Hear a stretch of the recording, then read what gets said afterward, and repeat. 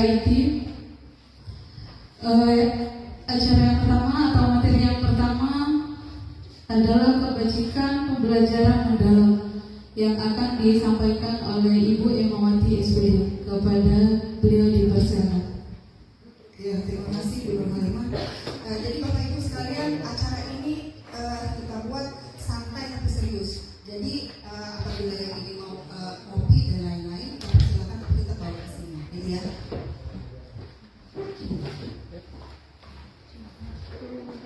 Mulai sambil kopi. Kita tolong yang di belakang kita dulu bagian sebelah sini. Iya, mulai langsung sini. Iya.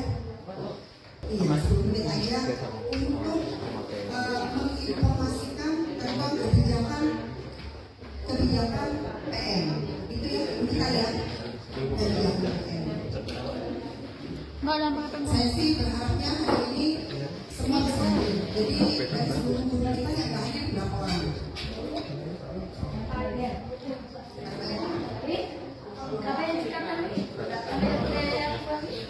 Iya, Bapak belum datang lagi juga lagi di jalan. Iya, kami lagi di jalan. Iya. Ya, mudah-mudahan waktu yang akan datang kita benar-benar bisa melaksanakan tepat waktu gitu ya. Kita laksanakan tepat waktu. Jadi biar kita juga agak sedikit banyak nantinya untuk praktek. Ya baik Bapak Ibu sekalian, saya nggak berpantun, saya juga karena tadi sudah dibuka, langsung aja saya akan memberikan sedikit informasi tentang kebijakan pelajaran mendalam atau sering kita juga namanya PM gitu ya, PM pelajaran mendalam. Yang perlu Bapak Ibu ketahui yang pertama adalah bahwa kurikulum kita nggak berubah. Kita tetap melaksanakan kurikulum K13 gitu ya, dan kurikulum merdeka. Hanya pendekatannya yang diubah. Pendekatan itu apa? PM lagi, pelajaran mendalam. Nah sekarang kita lihat ya, apa sih? Kenapa kita harus menggunakan pelajaran mendalam? Apakah kita diberikan pelatihan langsung harus kita laksanakan terus tanpa kita tahu kebijakannya? Kita juga nggak mungkin ya melaksanakan apapun itu tanpa ada aturannya. Yang pertama Bapak Ibu sekalian, kebijakan yang pertama adalah di undang-undang Permendikbudristek nomor 12 di tahun 2024. Yang berikutnya Permendikbud nomor 22 tahun 2016, kebijakan Merdeka Belajar dan standar proses pendidikan nasional. Nah, kebijakan-kebijakan ini nanti akan kita share di grup. Bapak Ibu baca sendiri apa kebijakan-kebijakan. Kira-kira kita bisa tahu apa enggak? Apa yang dari semua kebijakan itu terbaca oleh kita dan apa inti yang akan kita ambil.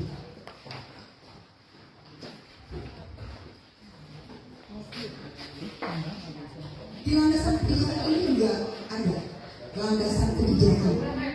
Apa landasan kebijakannya? Ini regulasi dari pemerintah, dari Permendikbudristek nomor 13 di tahun 2025. Yang di situ tidak ada perubahan kurikulum nasional, tidak ada. Hanya sekalian ada penerapan pembelajaran mendalam. Lalu ada lagi, ada penambahan mata pelajaran namanya coding. Pelajaran coding ini, meskipun sekolah kita sudah menjadi sekolah sasaran, satu memang harus ada pelajaran coding. Pelajaran coding itu apa sih? Nanti Pak Rojali yang akan menyampaikan untuk coding. Lalu ada lagi kita selaraskan dengan perkembangan zaman.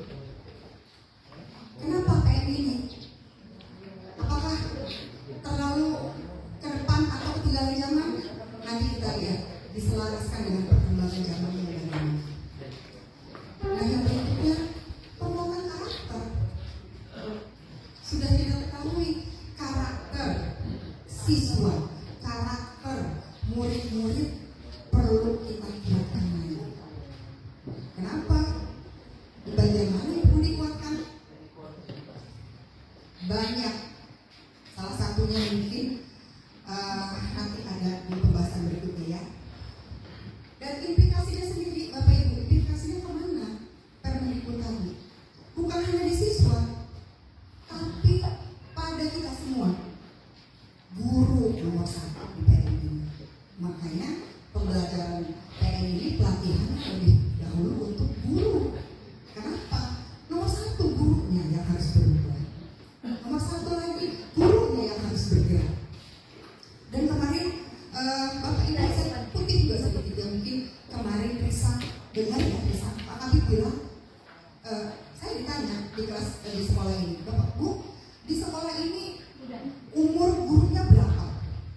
Yang tua-tua berapa banyak? Yang sudah pensiun berapa? Dan saya terangkan semuanya. Apa? Jawab Pak Habib, apabila gurunya yang tidak mau bergerak, tinggalkan. Ya, pisang ya. Bukan bisa-bisa saya, tapi Pak Habib datang ke sini, beliau mengatakan seperti itu. Dan sekarang waktu kita untuk berubah. Guru. Selama ini saya dengar guru ada beberapa keluhan. Muridnya, Bu, muridnya nggak mau belajar. Bu, muridnya bandel. Bu, muridnya bolos. Bu, muridnya dan lain-lain. Artinya Bapak Ibu, di pelajaran mendalam ini nantinya, kita sebagai guru akan lebih mendekatkan diri kita ke murid. Kita nantinya yang akan membentuk karakter murid. Makanya nanti guru ada tugas sebagai guru wali. Guru wali itu sendiri apa sih Bu? Kalau kita kuliah dulu namanya mungkin dosen PA gitu ya, kalau kita lagi kuliah. Nah sekarang namanya guru wali. Jadi Bapak Ibu, meskipun sudah mengajari 24 jam, tetap mendapatkan tugas sebagai guru wali. Tugasnya apa? Mendampingi murid kita dari awal masuk sampai mereka selesai. Pendampingannya apa? Belajar aja? Enggak. Penguatan karakter salah satu.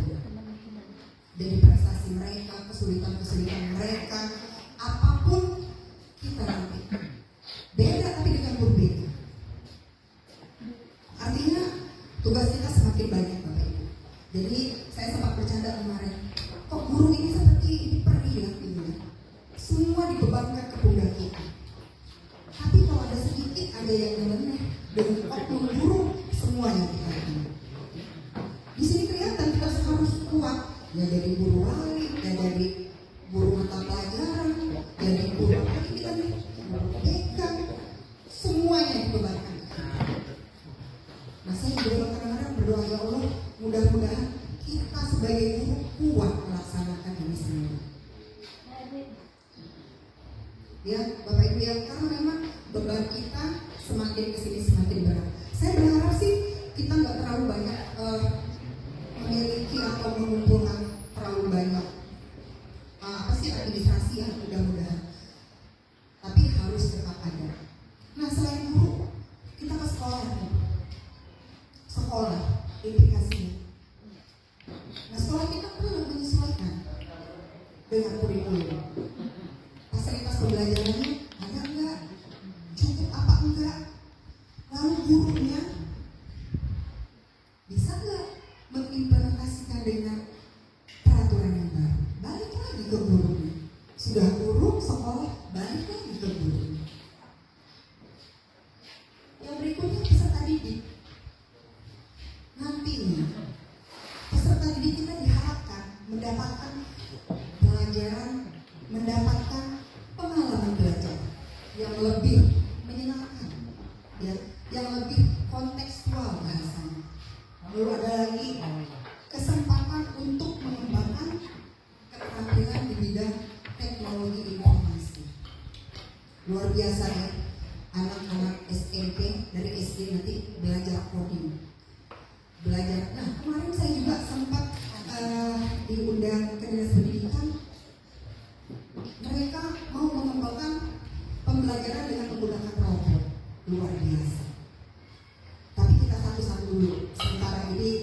gunakan pelajaran coding dan informatikanya. Nah, apa sih sekarang yang namanya pelajaran mendalam? Kalau zaman dulu kita belajar hafalan ya banyak, hafalan, lalu semuanya gurunya di sini, di sini. Jadi murid berpusatnya ke guru. Hafalan ini, hafalan itu, hafalan rumus, hafalan dan lain-lain. Nah, tapi nanti di pelajaran mendalam kita murid yang menjadi pusatnya. Kita memberikan seluas-luasnya murid untuk berkembang. Tapi tentu saja dengan pengawasan kita sebagai guru. Jadi bukan berkembang dibiarkan main bola seharian, bukan. Itu bukan berkembang. Ya, lalu juga nanti misalnya berkembang nggak sholat, nggak juga, itu bukan berkembang. Tugas siapa lagi? Guru lagi.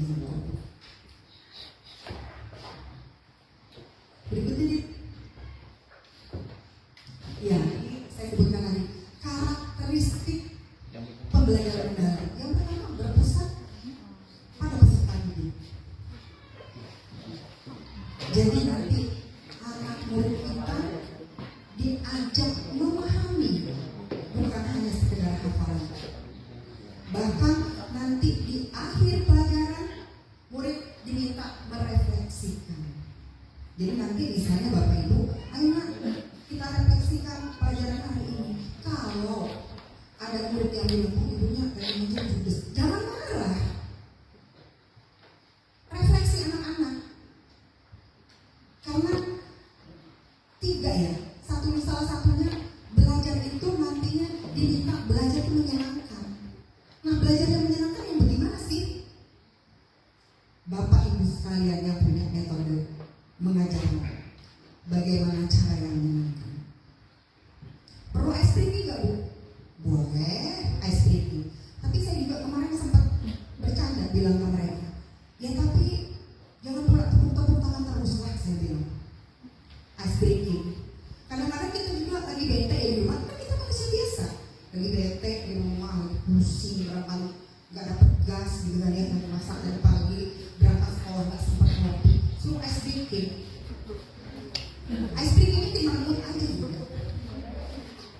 Akhirnya pelajaran yang menyenangkan aja ya nggak masuk, nggak dapat. Nah, refleksi.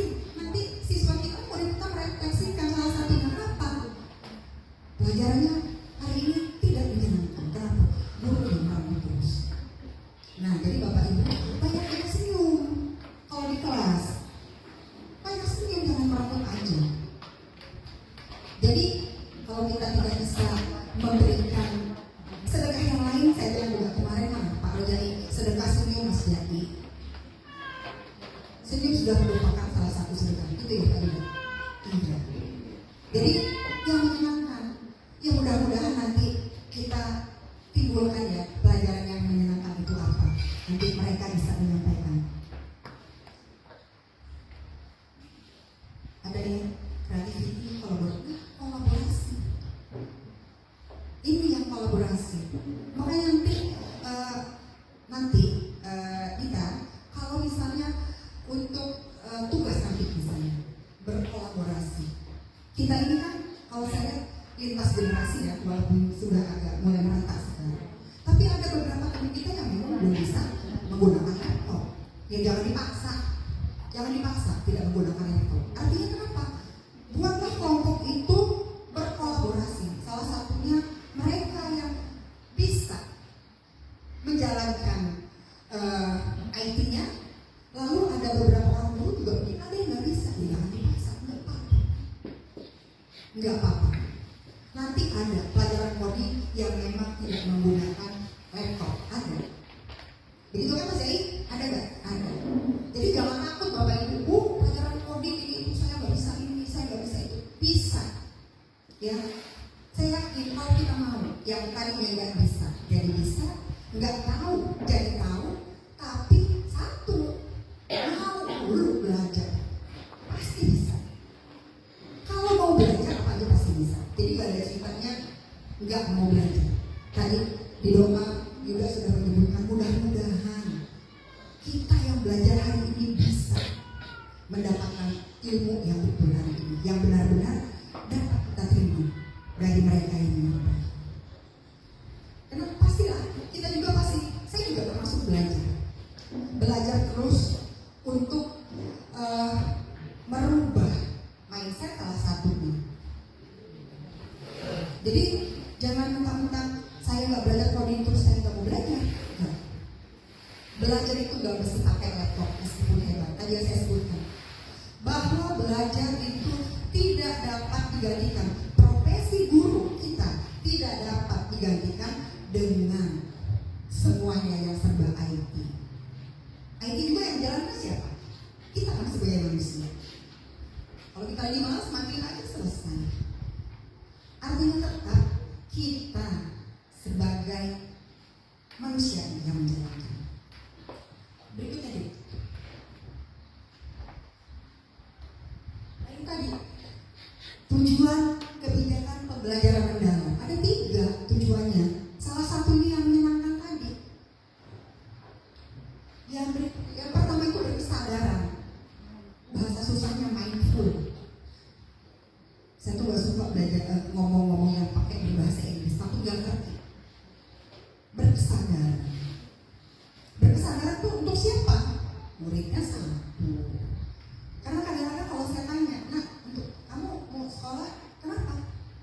Gak apa-apa disuruh bapak ibu saya aja. Artinya kita penting untuk menumbuhkan berkesadaran itu bahwa belajar bukan karena bapak ibunya, ya kan? Coba ditanya anak-anak kita, ditanya kenapa sekolah disuruh bapak ibu saja. Nah kita juga harus punya kesadaran bahwa kita mengajar di sini nantinya kita akan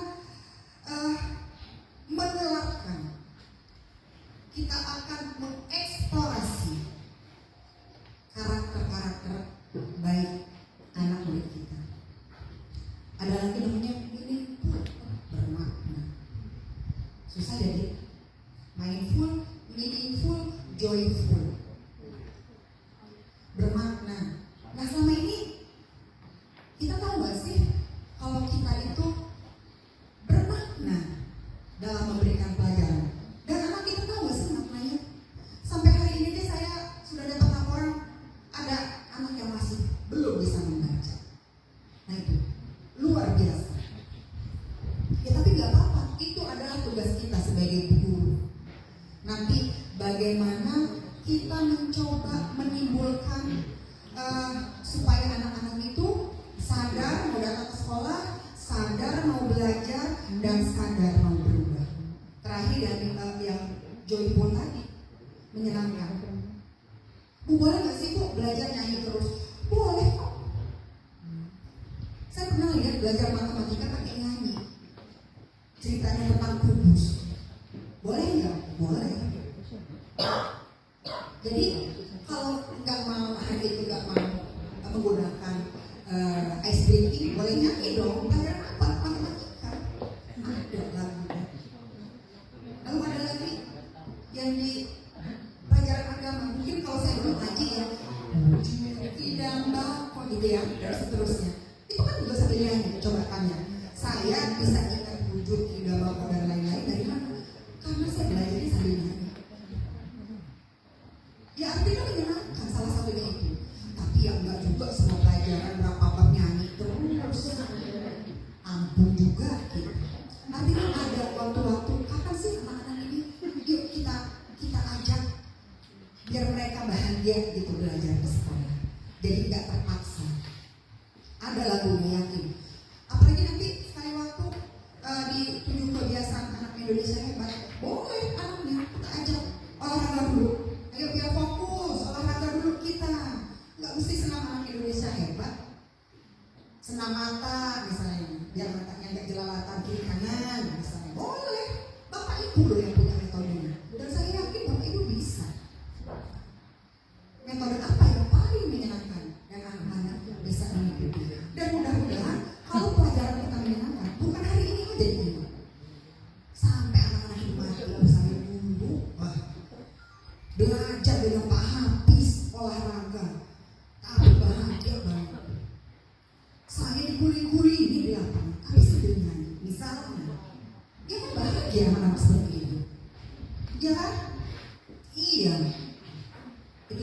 semuanya, gitu ya. Nah, terakhir nanti setelah ada yang lain-lain, menciptakan kompetensi, bukan hanya menyelesaikan materi ya. Jangan mengejar materi, tapi anaknya nggak punya IT-nya, nggak punya sopan santun. Tugas Bapak Ibu juga membangkitkan karakter, etika dan sopan santunnya. Lalu ada lagi terakhir kolaboratif tadi ya, diskusi. Nah, nanti sering-sering diskusi Bapak Ibu dengan muridnya, sering-sering buat kelompok ya. Jadi nanti misalnya, yang PPG ini harusnya PPG sebelum belajar kemarin mengupload videonya, mereka belajar ini dulu ya sebetulnya. Jadi nanti pas membuat video memang betul-betul sudah siap. Apa itu kolaborasi, apa diskusi pembuatannya dan lain-lain. Ada di sini. Terakhir, siswa diajak merefleksikan refleksi hasil belajar. Jadi boleh nanti terakhir misalnya, yuk anak-anak terakhir buat satu kata hari ini dalam pelajaran IPS misalnya. Terserah anak bilang mau refleksinya apa. Atau boleh nanti pakai emot ya. Zaman sekarang kita pakai emot ya. Apa? Emot nangis, emot merengut, emot senyum, emot terima kasih dan lain-lain. Boleh. Itu salah satu refleksinya. Diajak anak-anak yang berdiskusi. Jadi anak-anak jangan dibiarkan cuma ngedengerin kita aja. Mudah-mudahan dan saya yakin Bapak Ibu pasti bisa. Habis ini masih ada? Iya. Jadi kesimpulannya apa sih sebetulnya? Kepengen loh anak-anak kita ini betul-betul menjadi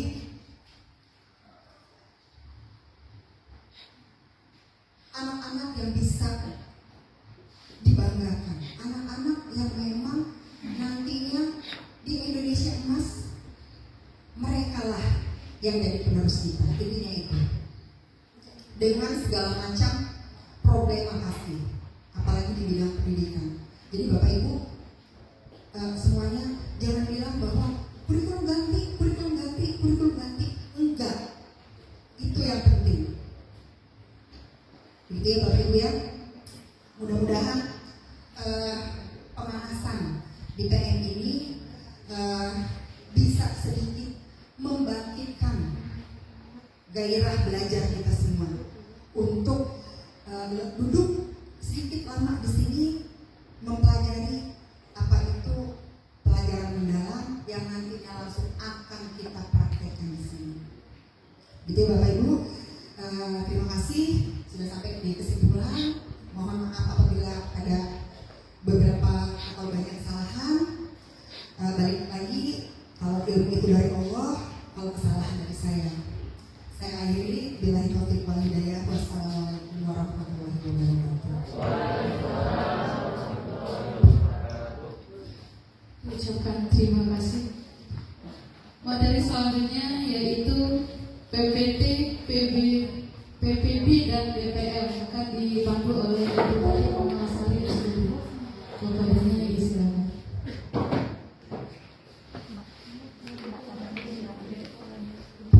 Assalamualaikum warahmatullahi wabarakatuh. Sebelum lanjut materi, kita mau ada tes dulu untuk pengenalan pembelajaran mendalam.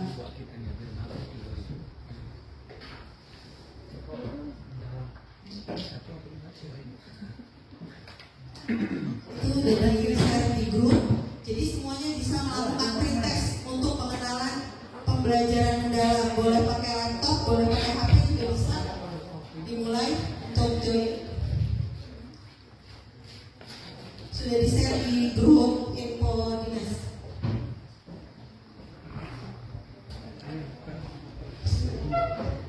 Ya Bapak Ibu, dipastikan ada kuotanya ya untuk mengerjakan wizi untuk pengenalan PM.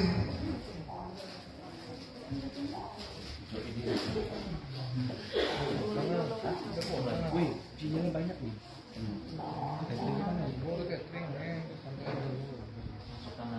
Itu maksudnya apa tuh? Username nama gitu. Hah? Jadi bisa tes gitu. Bisa media tuh kan tes.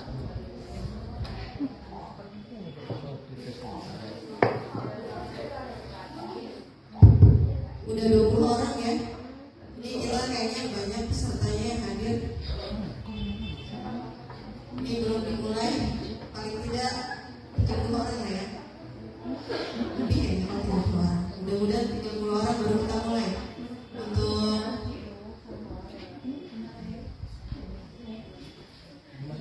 ayo teman-teman yang belum masuk bisa ikut gabung. Nah ini nya Udah sama foto lagi. Ini nggak bisa nih. Mas Daik. Pak Daik. Pak Daik. Ikut juga nggak dikasih. Ikut tuh lagi. kita tunggu 5 orang lagi, kalau udah 30 nanti kita mulai. Hah? Ikut.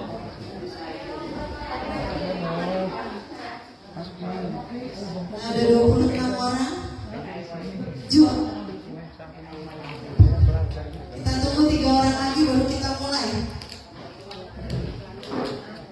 Pak Emang sudah masuk, Ibu Yuli.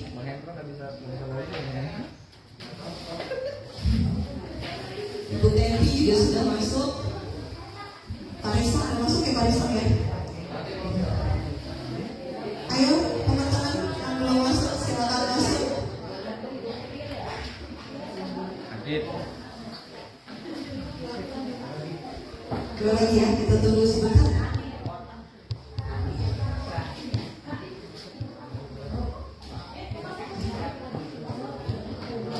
Virus Azizi itu sama ada namanya Virus Azizi. Nah, udah 9, 1 orang lagi, baru kita mulai.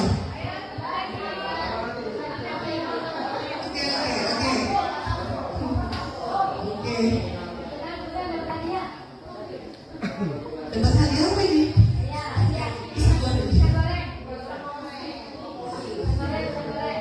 Karakternya kulit hitam mau. Sama saya. Enggak melebu. Ya bisa cuma lebu semua ruangan wae gitu. Ya, ini udah cukup, bisa kita mulai. Oh, ya pasang sebelum. Ya, kita tunggu. Udah dimulai. Oh, bisa, tetap bisa masuk. Ayo yang lain silakan untuk dibaca soalnya. Apa man? Kenapa dua?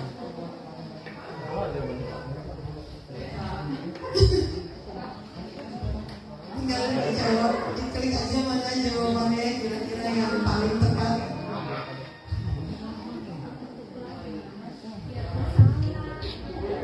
Ya, soalnya cuma 10.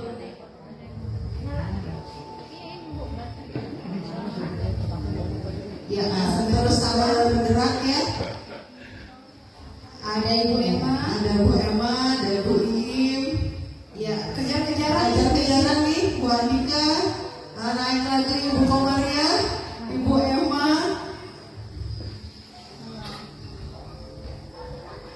Bu Im, naik kembali.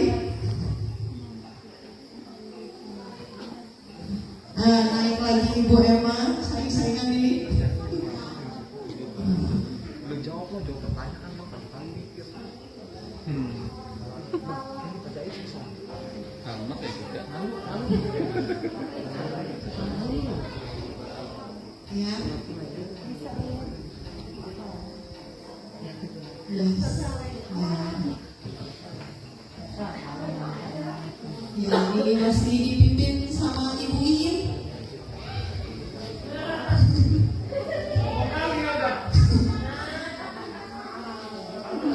Disaingi lagi oleh Ibu Emma, disusul kembali sama Ibu Andika.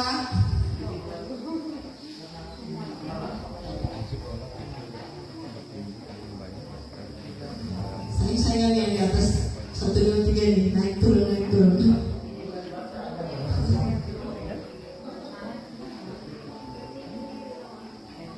Iya.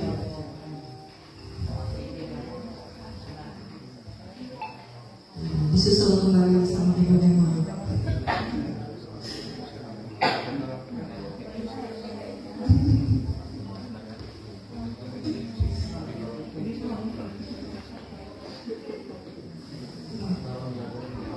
Ya, ini urutan nilainya dimasukin 10 besar aja nih ya.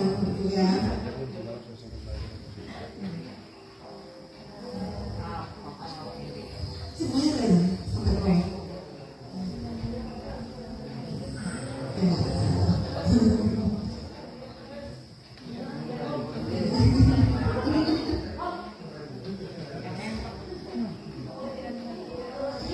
Mau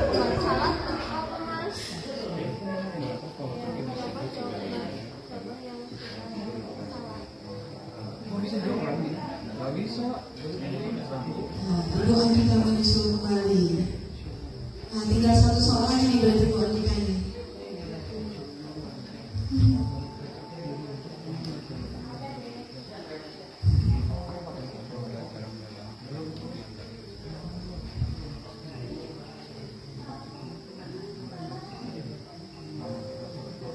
Nah, disusul sama Ibu Hesti.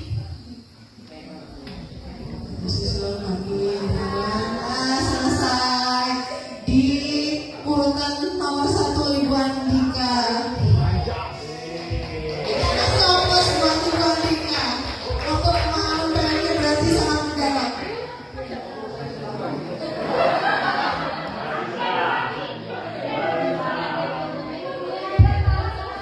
Jadi ini ya, untuk pengenalan awal dari nggak ada dari dia. Ini cuma pengenalan aja, apa adanya aja. Untuk pengenalan PM di awal, sebelum kita masuk ke materi tentang PM. Ada Denny siapa ya? Ada Denny urutan ke berapa ini?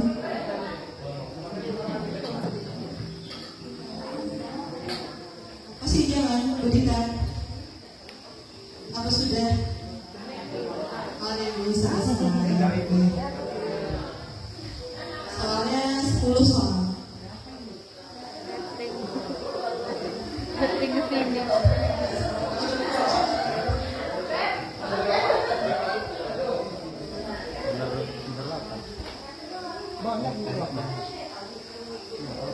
Siapa ini ada D ini?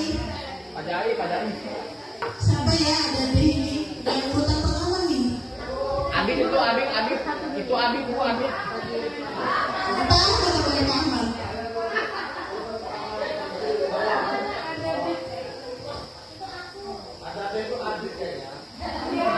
Sama Bang Hendra.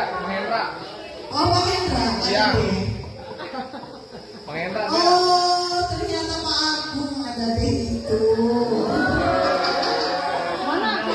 Namanya urutan pertama ada itu Pak Agung. Masya Allah selalu Pak Agung.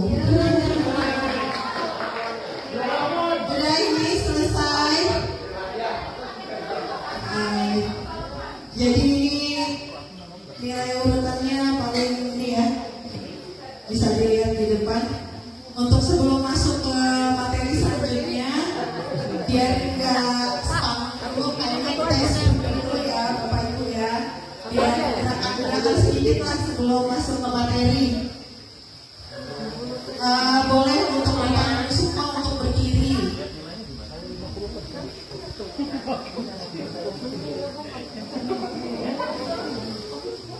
Untuk Bapak Ibu semua untuk diharap berdiri ya.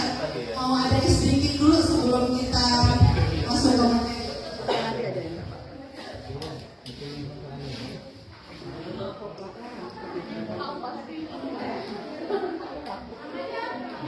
Ada dua.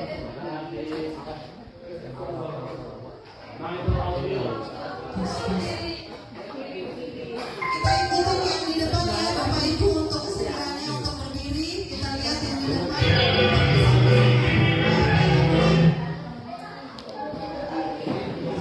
Jumpa. Mau mikirin tutup ya? Untuk Bapak Ibu semua, biar sebelum masuk ke materi biar kita sama-sama mulai ya.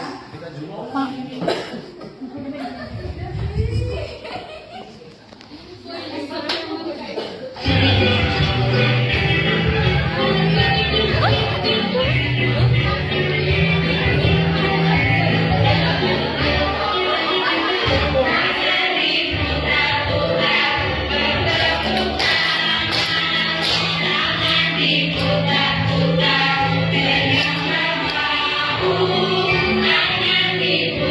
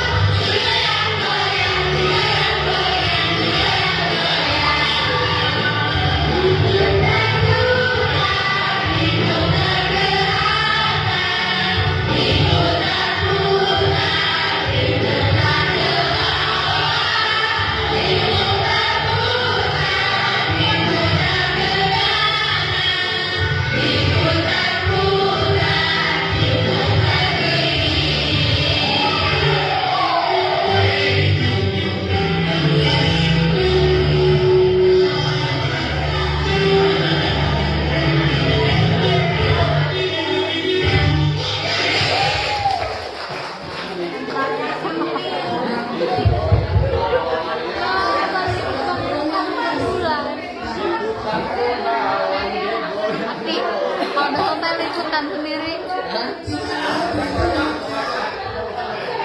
Udah nggak terlalu lagi ya.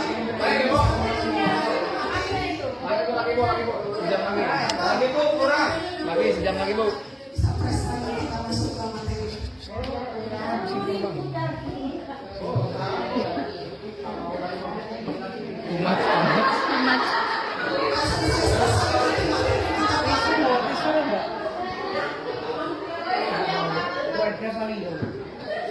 Assalamualaikum warahmatullahi wabarakatuh. Sebelum masuk ke materi pembelajaran mendalam, ada materi beberapa yang akan kami sampaikan dari saya, nanti ada Dita dan Bu Yunda juga. Jadi kalau saya cuma di sini kasih materi nggak banyak-banyak, yang penting aja yang bagian saya nanti dilanjutkan oleh Bu Yunda dan Bu Dita. Yang pertama di sini adalah sosialisasi pembelajaran mendalam. Bu Dita. Pembelajaran mendalam atau disebut dengan deep learning di sini adalah pendekatan pembelajaran yang menekankan pemahaman konsep secara mendalam dan penerapan dalam situasi dunia nyata, bukan hanya hafalan terhadap anak-anak, tetapi pendekatan ini mendorong peserta didik untuk berpikir kritis, aktif dalam proses pembelajaran dan mengaitkan materi pelajaran dalam kehidupan mereka.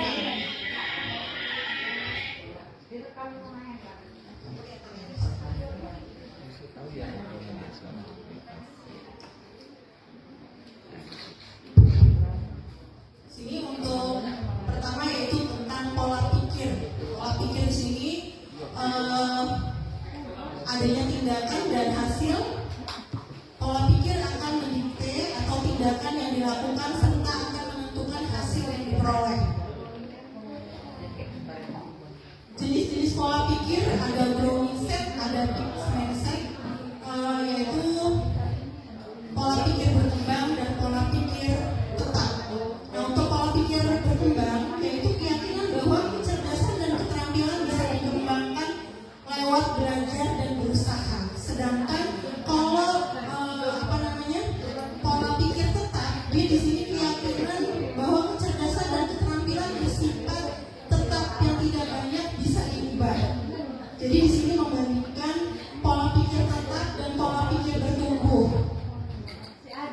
Nah, di sini bisa dilihat pola pikir tetap itu di atas challenge-nya, tantangannya. Kalau pola pikir tetap, dia akan terus tetap menghindar kalau ada apapun. Tapi di pola pikir bertumbuh, dia menerima, ya, yang di bawah menerima. Sedangkan tantangannya di situ mudah menyerah kalau pola pikir tetap. Sedangkan kalau pada pola pikir tumbuh, dia akan terus bertahan. Dan kalau effortnya, usahanya, kalau pola pikir tetap, dia berpikirnya itu hal yang sia-sia atau mubazir. Tetapi sebenarnya itu sebagai peluang di pola pikir bertumbuh atau berkembang. Nah, untuk kritiknya, kalau untuk di pola pikir tetap, dia itu sebagai serangan, sebagai masalah. Tetapi kalau untuk kritik di pola pikir bertumbuh, dia adalah sebagai informasi. Nah, keberhasilannya di sini, sukses untuk keberhasilannya, kalau di pola pikir tetap, dia sebagai ancaman. Tetapi kalau pada pola pikir bertumbuh, dia sebagai inspirasi untuk berkembang. Jadi di sini adalah perbandingan antara PPP dan PPB, pola pikir tetap dan pola pikir bertumbuh. Nah, di sini dari pola pikir tetap ke pola pikir bertumbuh. Di sini gimana caranya belajar, cara mengenali suara pola pikir tetap, suara yang menimbulkan kekhawatiran dalam menghadapi tantangan dan kesulitan. Disadari bahwa kita punya pilihan. Nah, jadi kita ini ada pilihan. Kita mau tetap stuck di sini dan tidak berubah, apa kita akan tetap akan tumbuh berkembang. Jadi harapannya dari perbandingan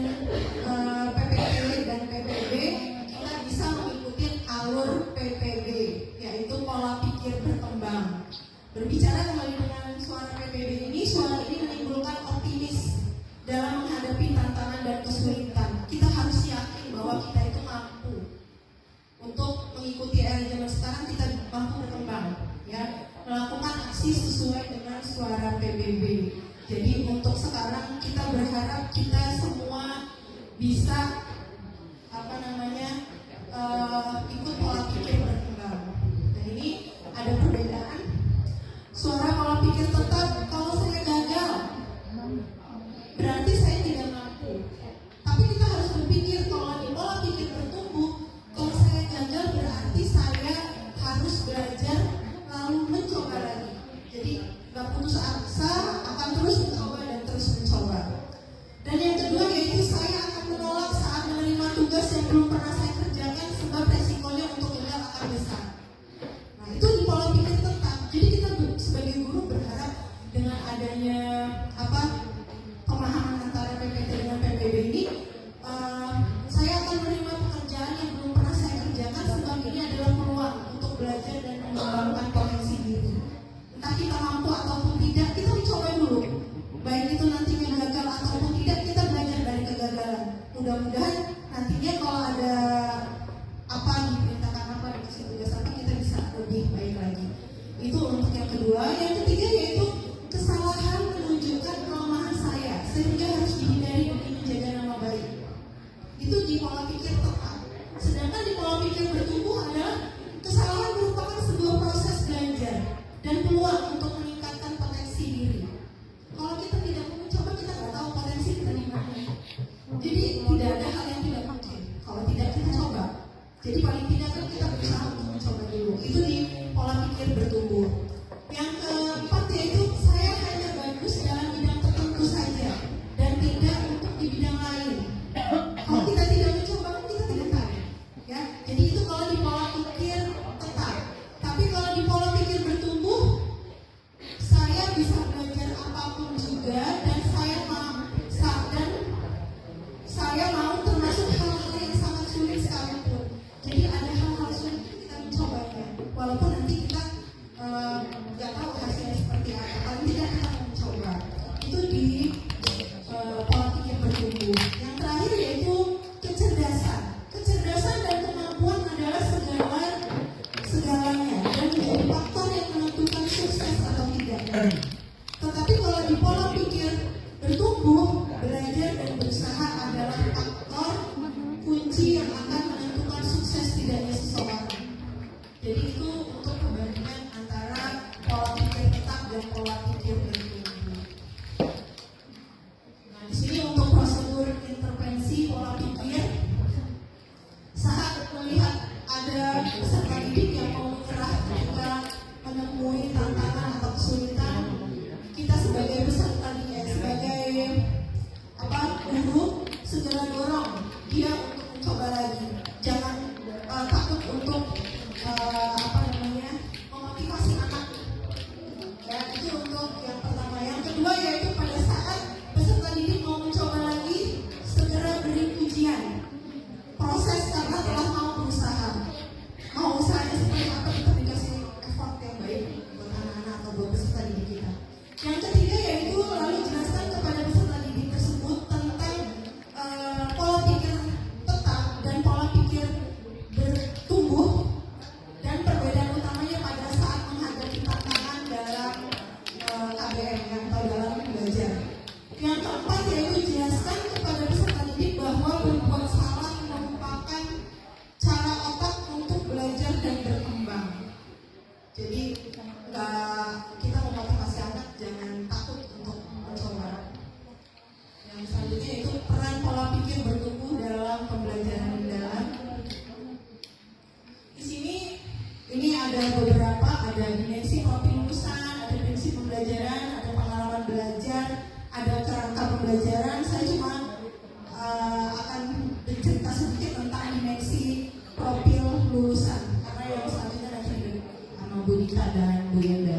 Dimensi profil lulusan di sini, kalau kemarin kita sudah sebenarnya itu tadi dibilang Bu Emma, sebenarnya kita kurikulum merdeka itu ada penambahan saja. Kalau di sini ada yang pertama yaitu ketakwaan terhadap Tuhan Yang Maha Esa, keluargaan, kreativitas, penalaran kritis, kolaborasi, kemandirian, kesehatan dan komunikasi.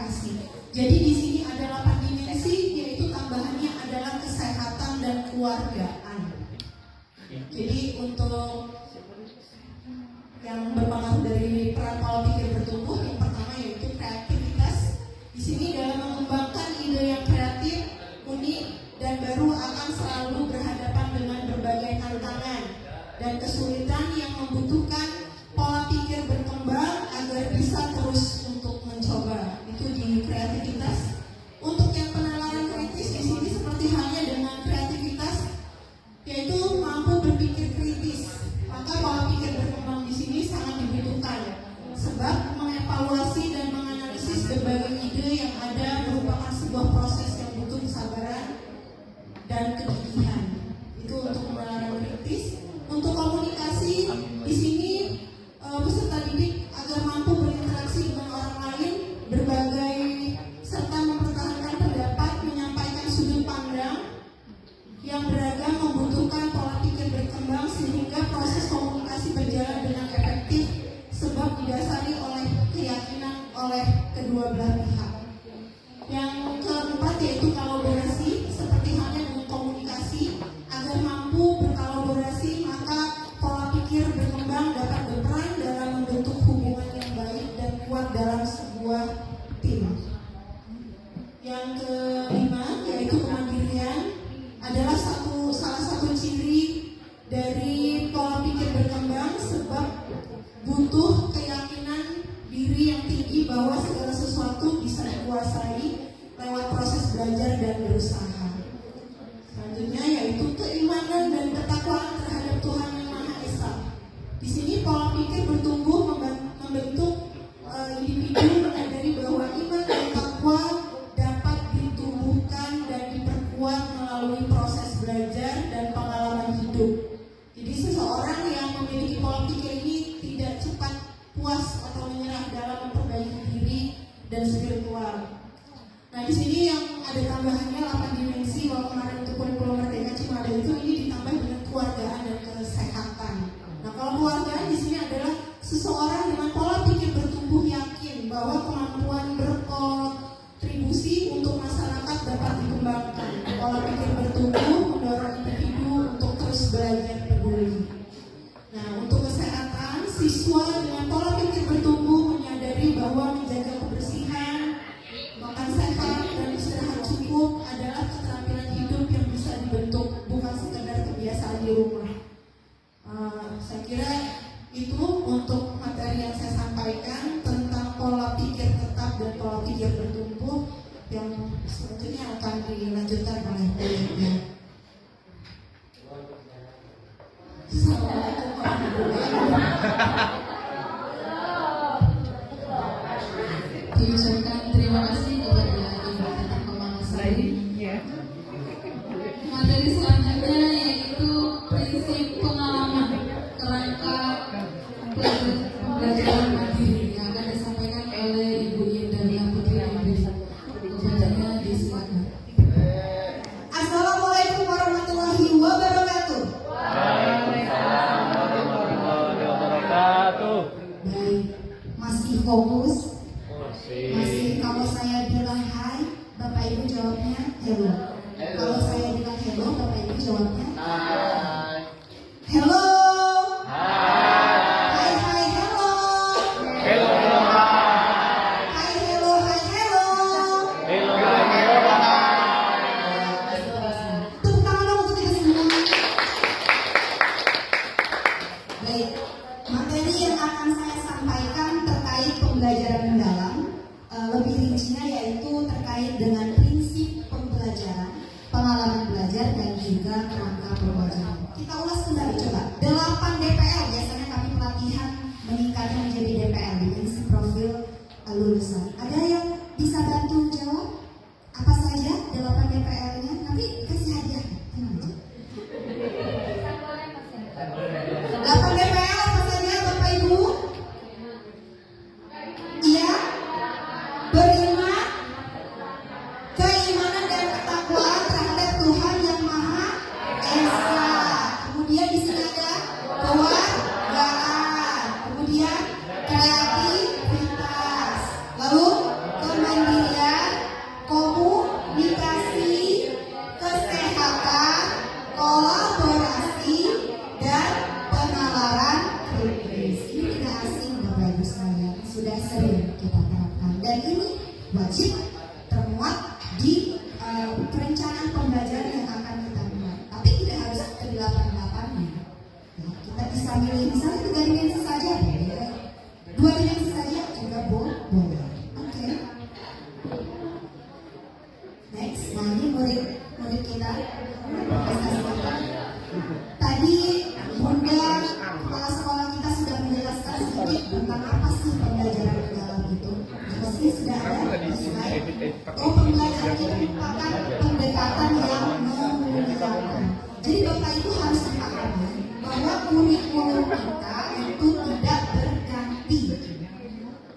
namun disempurnakan dengan pendekatan pembelajaran mendalam.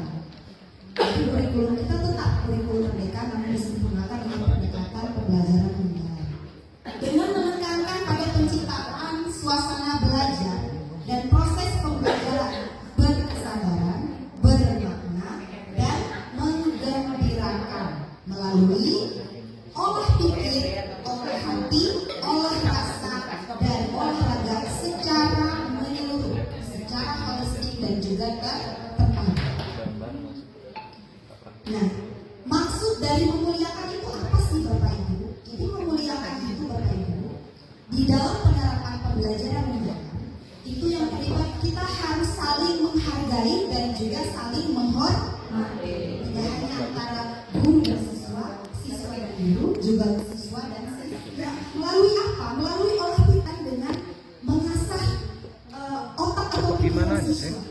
Oh ininya. Bisa bilang-bilang Kemudian olah hati. saya sendiri kok. Kemudian juga olah rasa berkaitan dengan estetika, mencintai keindahan, empati. Kemudian juga olah raga berkaitan dengan fisik atau komunikasi. Untuk apa? Untuk mewujudkan 8 dimensi profil lulusan. Kenapa?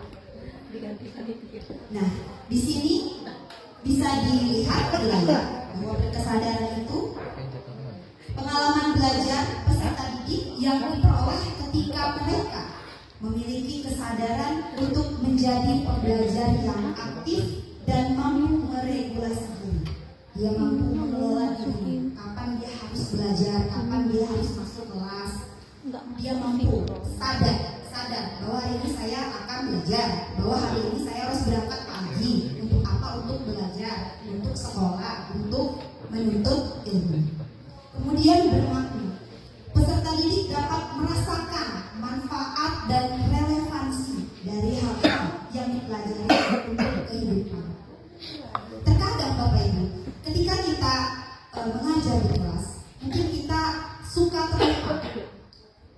terlupa menyampaikan kepada anak didik kita apa sih manfaatnya kita belajar ini.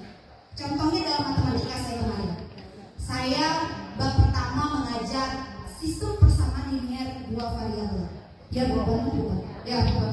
Anak-anak nanya, ngapain sih Bu? 2x ditambah 3y sama dengan 4000 ditambah lagi. Apa gunanya itu variabel? Ya nggak sih? Makanya saya jelaskan kepada mereka, anak-anak ini berkaitan loh dengan kehidupan kita sehari-hari. Misalnya di toko kita mau beli ke warung depan, beli 2 penggaris dan juga 2 penghapus. Kata yang jual 2 penggaris sama 2 penghapus bayarnya 2.500. Nah, bayar. Tapi dia lupa nanyain harga penggaris berapa sih? Harga penghapus 1 berapa sih? Temennya yang si B beli lagi, beli 1 penggaris 3 penghapus, harganya 1.500. Dia juga lupa nanya berapa 1 penggaris tadi yang 1 penghapus. Bagaimana cara kita menentukan harga 1 buah penggaris tadi dan juga 1 buah penghapus? Kita bisa menggunakan sistem persamaan linear 2 variabel. Dengan cara apa? Dengan metode grafik, substitusi, eliminasi ataupun campuran. Nah, sangat lengkap sekali dalam kehidupan kita sebenarnya pelajaran itu. Nah, mungkin Bapak Ibu sekalian yang materi lain, PS, agama, bahasa Indonesia, jangan lupa untuk menyampaikan kepada anak didiknya apa sih manfaat kita belajar pada hari ini, sehingga murid itu mau antusias mau belajar. Oh, jadi kalau saya belajar ini ada loh manfaatnya. Ya tidak Bapak Ibu? Nah, kemudian prinsip yang ketiga, menggembirakan, menciptakan suasana belajar yang positif. Ada yang bisa bantu jawab apa sih bedanya menyenangkan dengan menggembirakan? Bagaimana? Bapak Ibu bahasa Indonesia? Apa sama? Menyenangkan dengan menggembirakan. Beda atau sama? Menggembirakan dengan menyenangkan. Beda. Kenapa Bapak? Kenapa beda? Kalau menyenangkan,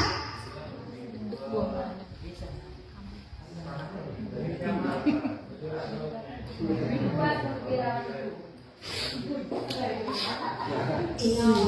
Coba dong kasih tepuk tangan untuk Pak Farhan. Kalau kamu perhatian bilang ini, jawaban Pak Farhan deep banget. Coba bareng yuk. Jawaban Pak Farhan deep banget. Ada lagi Bapak Ibu yang mau berpendapat? Tadi kepala sekolah juga sudah menyinggung menyenangkan dan menggembirakan. Apa sih bedanya? Apa sama apa ya di KBBI ya? Ada lagi? Yang bahasa Indonesia nggak? Ada yang bahasa Indonesia dong. PJOK juga bisa, IPA, IPS juga bisa. Ya, Bu Yuli? Jadi Bapak Ibu, kalau menyenangkan dia cenderung dia happy-happy, menumbuhkan rasa senang, rasa happy. Speaking happy toh? Happy. Tepuk satu, tepuk dua, happy. Tapi kalau menggembirakan di prinsip pembelajaran mendalam, tidak hanya sekedar happy-happy saja, tapi ada makna di dalamnya.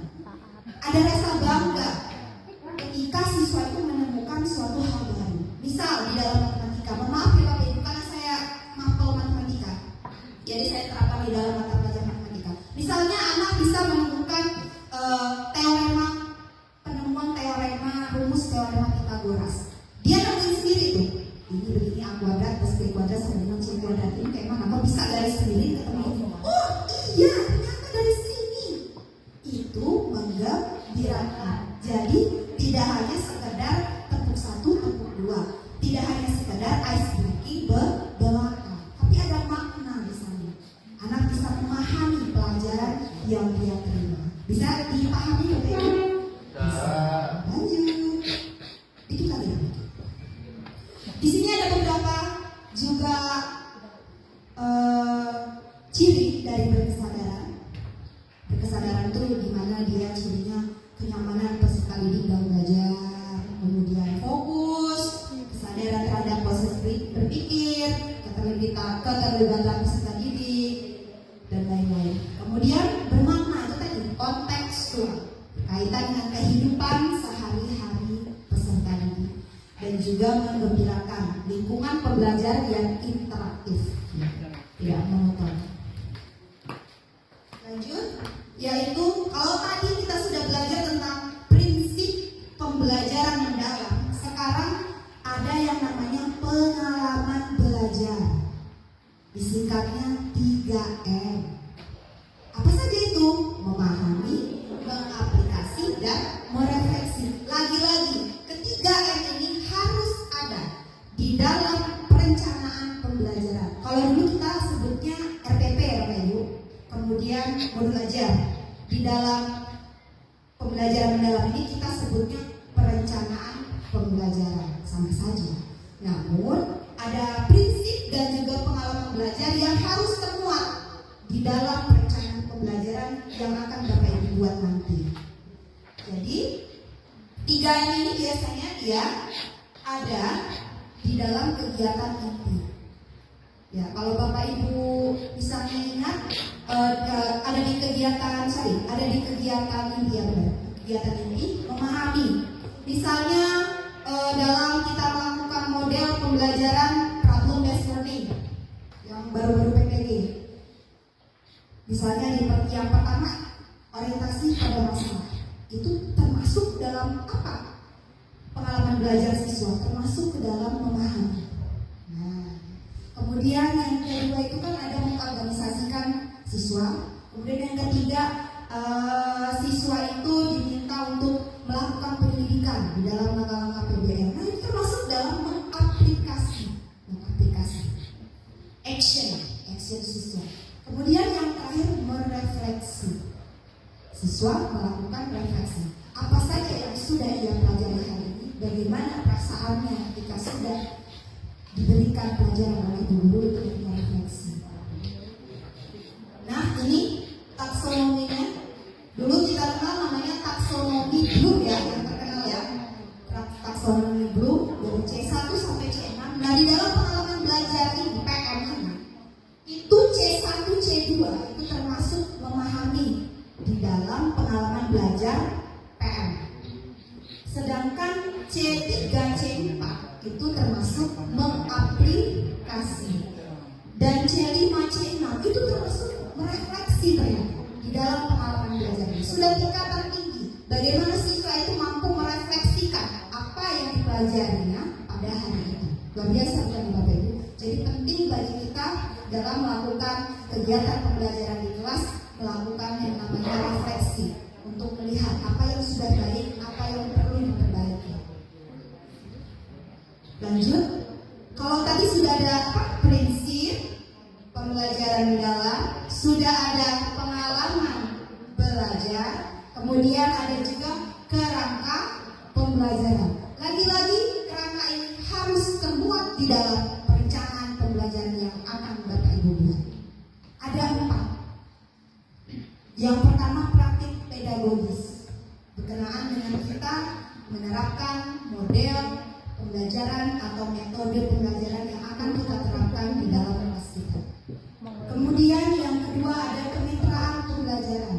Kemitraan pembelajaran, kita bisa bekerja sama dengan lingkungan sekolah, lingkungan luar sekolah seperti orang tua, komunitas, dan juga mitra profesional.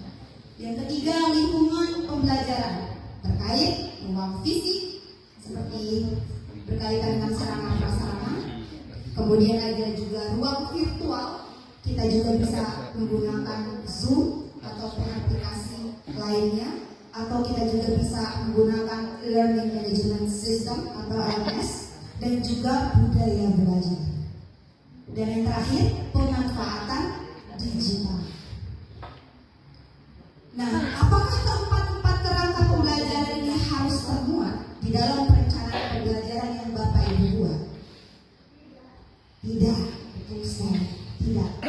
Yang wajib itu praktik pedagogis dan lingkungan pembelajaran. 2 ini opsional. Siapa tahu Bapak Ibu lagi gak manfaatin bisnis atau pemanfaatan digital, ya enggak? Jadi yang wajib itu adalah praktik pedagogis dan lingkungan pembelajaran. Nanti ingat waktu kita action membuat perencanaan pembelajaran yang sebentar lagi. Nah, di sini ada transformasi peran guru dalam ekosistem pembelajaran mendalam. Luar biasa Bapak Ibu. Jika dilihat dari segitiga ini, peran guru itu luar biasa lebih banyak, ya. Guru sebagai apa saja? Guru sebagai aktivator, yaitu menstimulasi peserta didik untuk mencapai tujuan pembelajaran. Tidak hanya sebagai aktivator, namun guru juga harus membangun kolaboratif inklusif. Jadi bisa berkolaborasi dengan lintas mapel. Misal matematika kolaborasi dengan IPA, atau bahasa Indonesia kolaborasi dengan PKN dan juga PJOK. Begitu. Kemudian sebagai pengembang budaya belajar, mengembangkan kreativitas dan berinovasi, melibatkan peserta didik dalam mengembangkan pengalaman belajar. Oke, sebentar kan Bapak Ibu, nggak lama-lama? Sebentar. Terakhir saya tutup dengan sebuah pantun. Mohon dijawab dengan sekon. Sekon. Gaflo kalau saya tutup dengan pantun. Menanam bunga di tepi taman. Disiram pagi tumbuh benang. Guru belajar saling berperan. Pembelajaran mendalam jadi tujuan. Wassalamualaikum warahmatullahi wabarakatuh.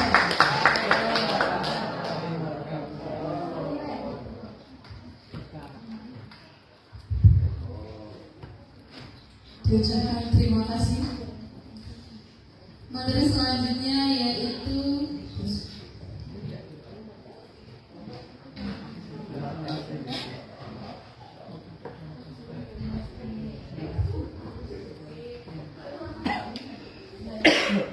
Assalamualaikum warahmatullahi wabarakatuh.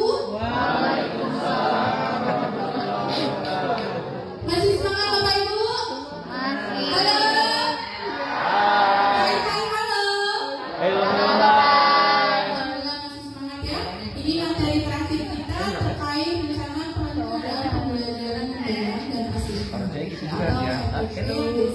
disebut dengan modul pelajaran. Nah, ini adalah rancangan dari perencanaan pembelajaran mendalam itu meliputi 4 rancangan. Yang pertama adalah identifikasi. Nah, terus yang kedua adalah desain pembelajaran, dan yang ketiga adalah pengalaman belajar, dan yang keempat adalah asesmen. Nah, dalam identifikasi ini terbagi menjadi 3 lagi. Kita sebagai guru idealnya itu adalah mengidentifikasi kesiapan murid, terus mengidentifikasi mata pelajaran esensial dan aplikatifnya dalam kehidupan nyata, dan menentukan dimensi profil yang akan kita nilai. Terus untuk desain pembelajarannya itu meliputi tujuan pembelajaran yang disesuaikan dengan capaian pembelajarannya. Terus juga menentukan kerangka pembelajaran. Orientasi dulu. Ada orientasi. Udah mau. Ini aku tanggal 4. Ya, jadi seperti yang tadi Ibu Yenda bilang, kerangka pembelajaran ada berapa? Ada 4. Yang pertama apa tadi? Praktis pedagogis. Terus Kemitraan pembelajaran. kemitraan pembelajaran. Yang ketiga, Lingkungan pembelajaran. lingkungan belajar. Dan yang keempat, Pemanfaatan digital. pemanfaatan digital. Dan yang ketiga itu adalah pengalaman belajar. Pengalaman belajar itu gimana sih kalau dalam rancangan perencanaan PMI? Itu berisikan langkah-langkah kegiatan yang akan kita lakukan di kelas, ya. Jadi pengalaman belajar yang seperti tadi Bu Yenda bilang, itu ada berapa pengalaman belajar? Ada 3. Apa aja? Memahami, mengaplikasi, Iya, dengan identifikasi. Pertama memahami, mengaplikasi, dan merefleksi. Nah, dari 3 pengalaman ini itu harus terintegrasi dengan prinsip pembelajaran PM. Ada yang tahu prinsip pembelajaran PM apa? Oke,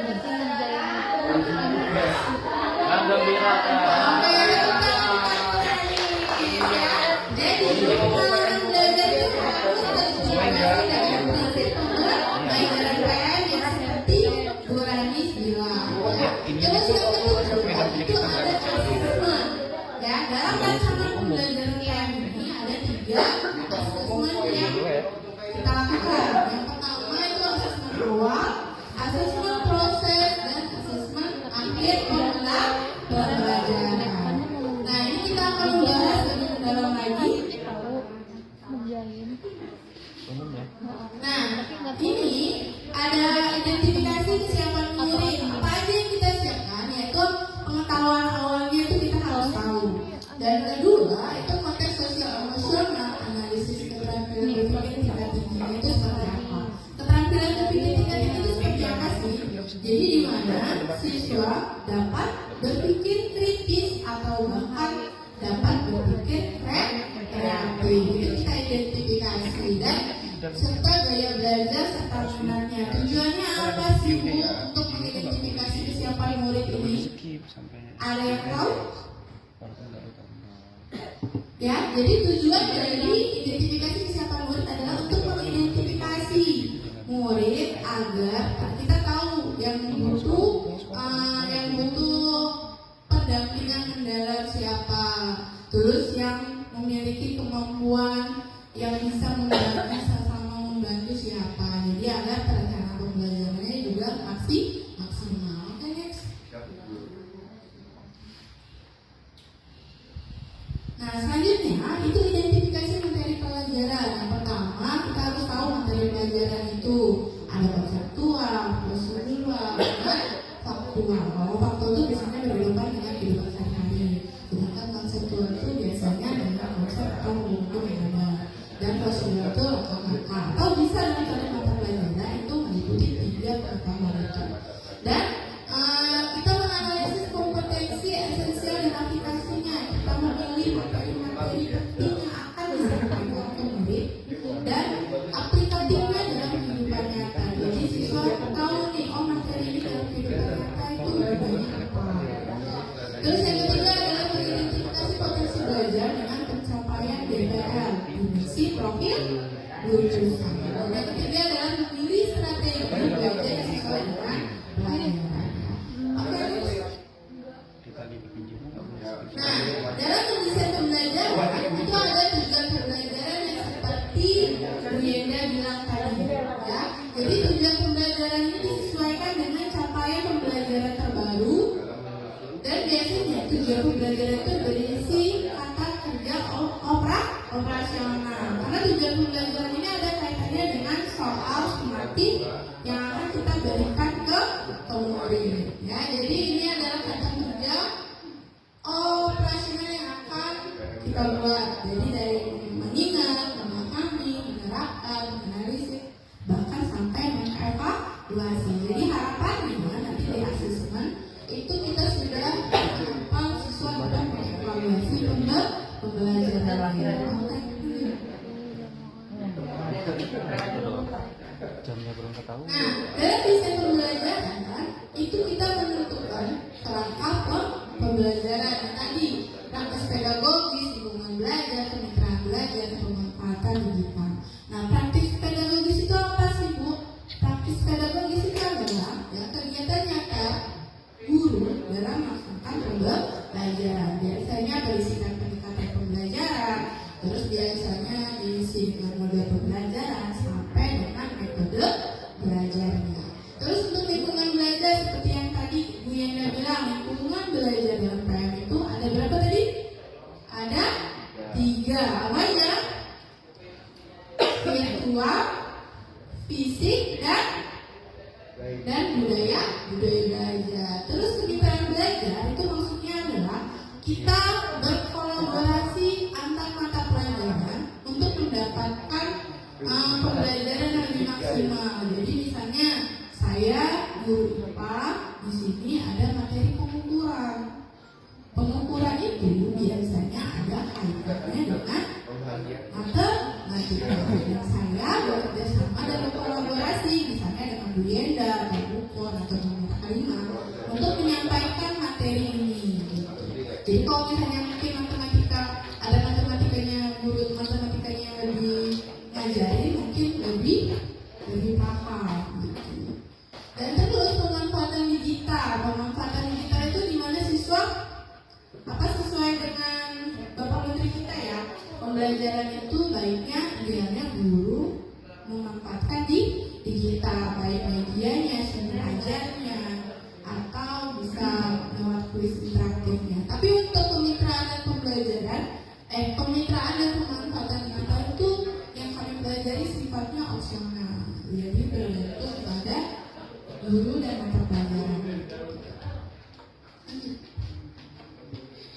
Nah, selanjutnya, jadi pengalaman belajar itu yang tadi ada 3, memahami, mengaplikasi dan merefleksi yang terintegrasi dengan kesadaran bermakna dan menggembirakan. Ini berisi langkah-langkah kegiatan yang akan kita lakukan.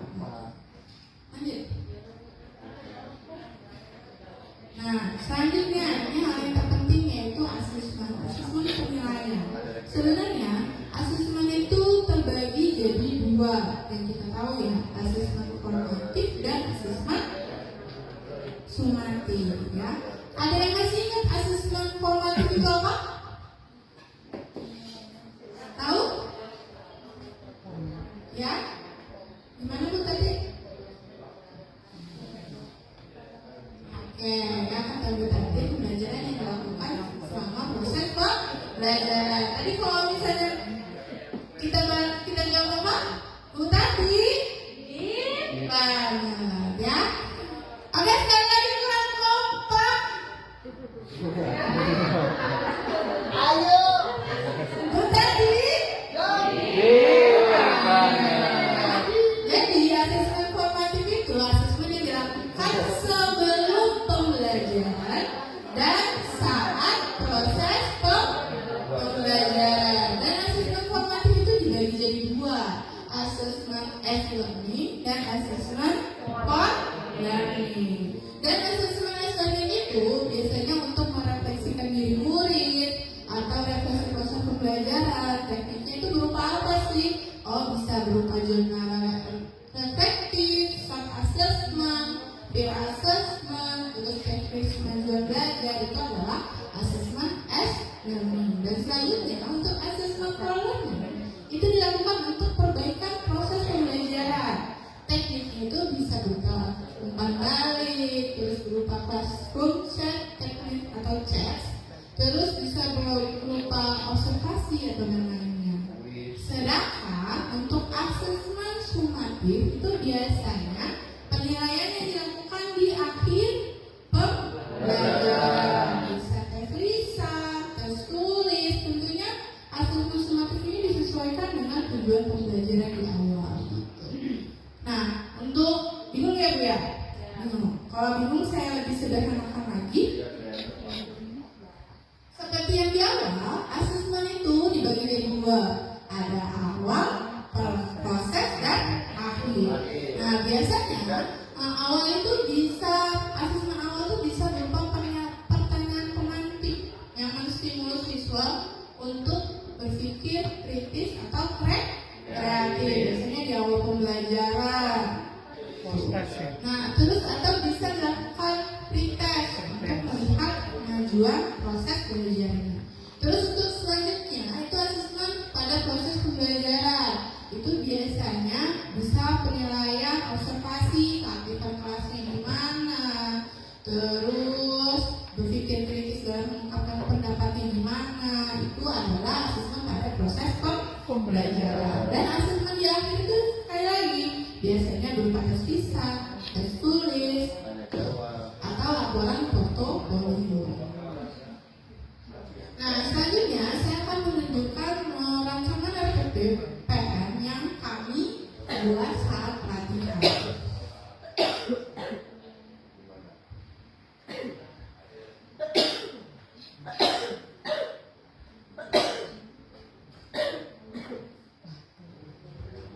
Nah, ini adalah rencana pembelajaran mendalam yang kami buat, yang saya buat untuk pelajaran IPA. Yang pertama berisi identitas diri, ya, ada penyusunnya, dengan sekolah, instansi atau pelajaran, terus alokasi waktu berapa, atau pelajarannya berapa.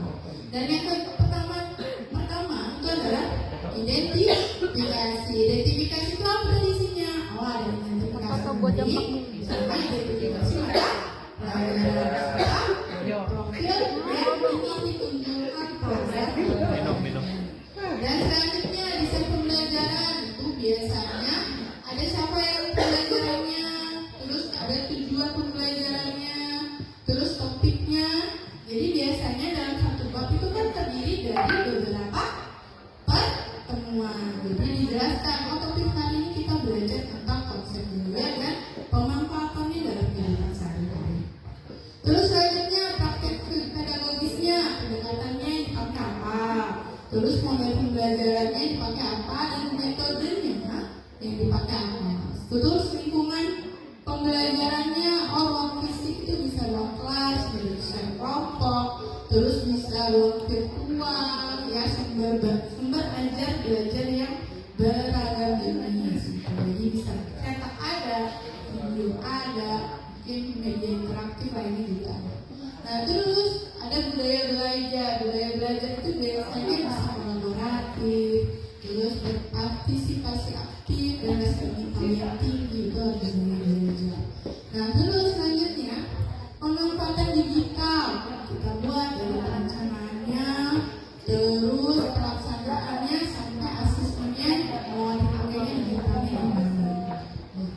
Terus langkah-langkah pembelajaran, ya, langkah-langkah pembelajaran, pengalaman belajarnya dari kegiatan awal itu memahami, ya, terus sampai kegiatan inti masing-masing. Dan di sini ini adalah kita mengintegrasikan pada prinsip pembelajaran. Jadi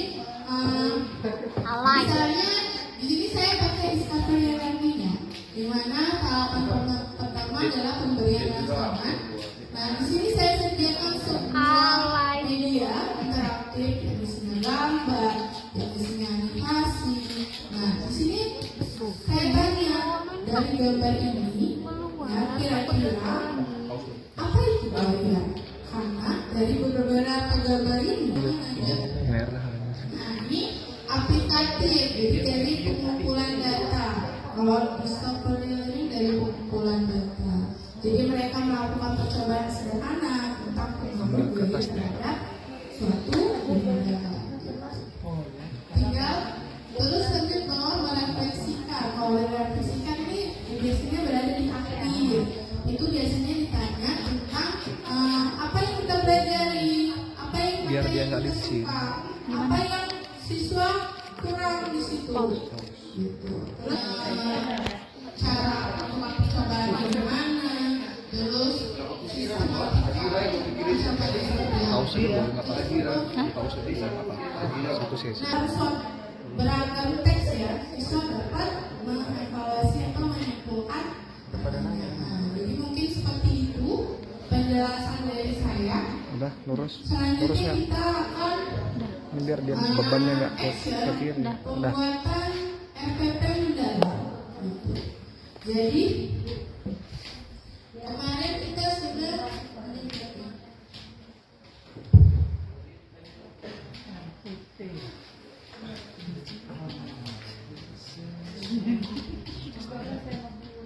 kemarin kita sudah dilakukan pembagian. Jadi mohon Bapak Ibu untuk sesuai dengan mata pelajarannya. Jadi kalau yang ada yang double bisa dilihat mata pelajaran yang berubah seperti apa.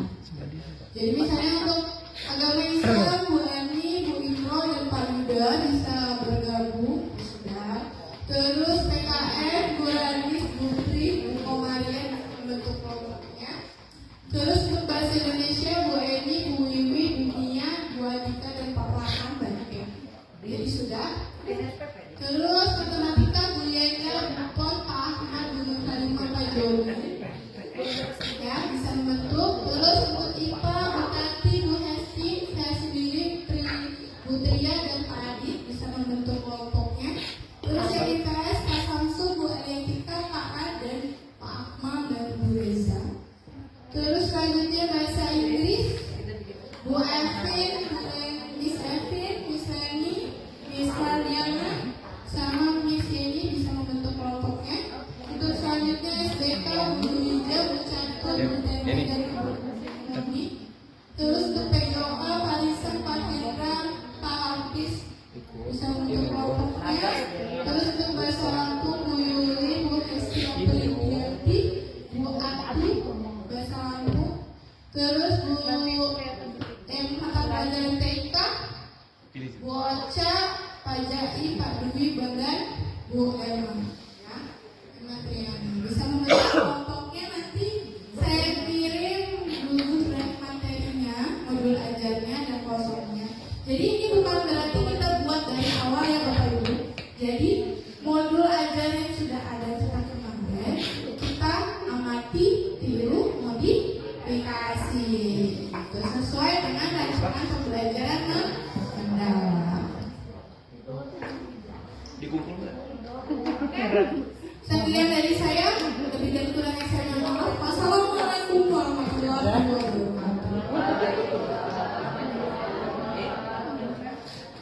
Makan. Ini gopal lah. Bukan aja ikut. Silakan Bapak Ibu, mejanya boleh dirapatkan. Kita seperti kerja kelompok. Karena goalsnya untuk hari ini, Bapak Ibu masing-masing jenjang mengumpulkan satu RPP.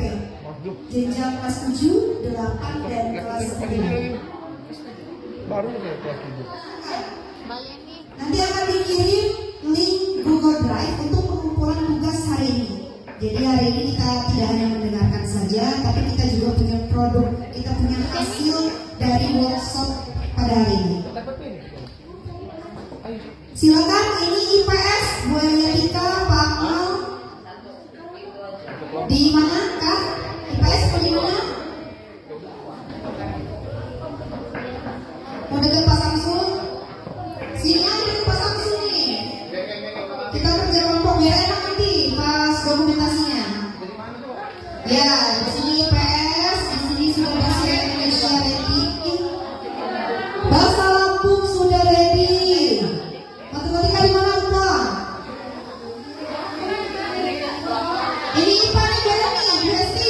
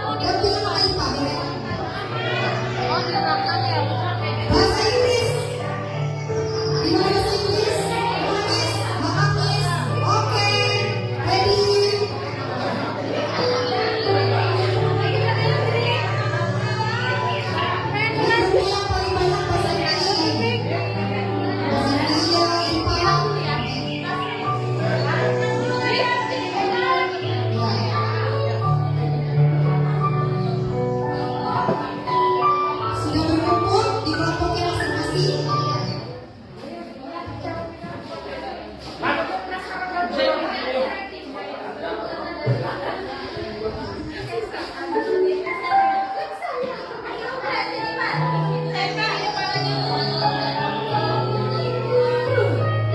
di mana videokan? Videokan di depan. Oke. Sini videokan teman-teman.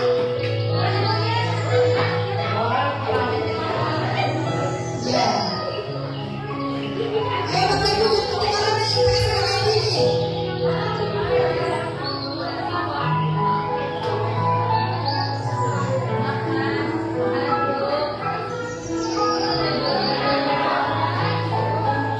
Videokan juga.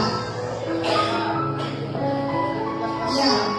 Jadi Bapak Ibu, tiap jenjang bukan satu rencana pembelajaran. Google Drive-nya akan bisa kita. Oh, udah. Silakan dicek di Koordinat.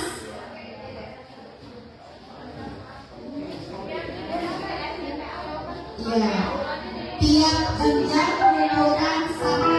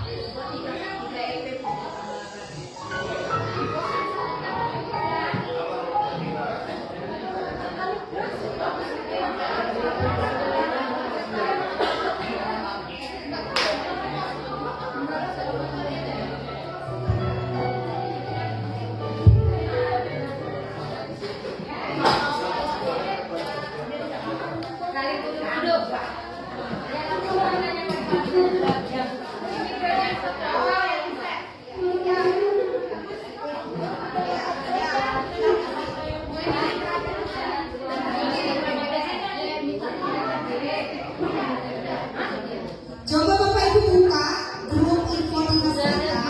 Di situ ada link Google Drive.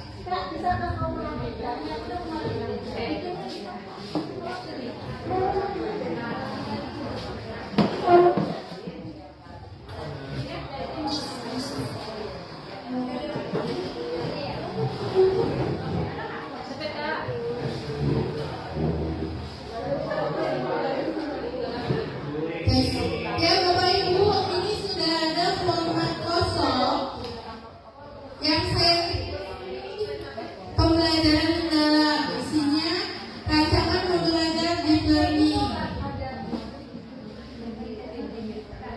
Ya, jadi tinggal isi nama, terus identifikasi, desain, pengalaman belajarnya.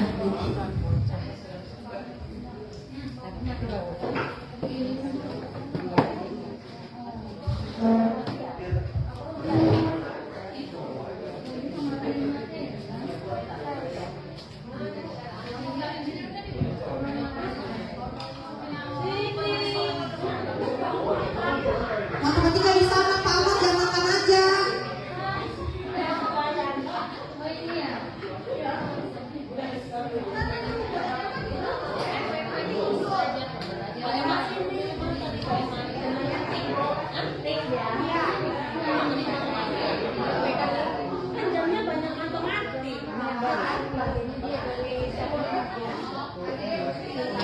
Bapak Ibu, setiap mapel nanti diwajibkan untuk mengumpulkan kelas 7, kelas 8, dan kelas 9. Misal bahasa Indonesia. Jadi wajib mengumpulkan kelas 7, 8, 9. Jadi tidak ada yang bahasa apa? Tidak ada yang tidak kerja.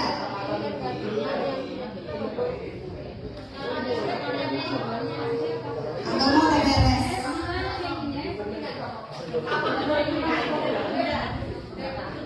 Yo, PDOK, sini PDOK. Ya,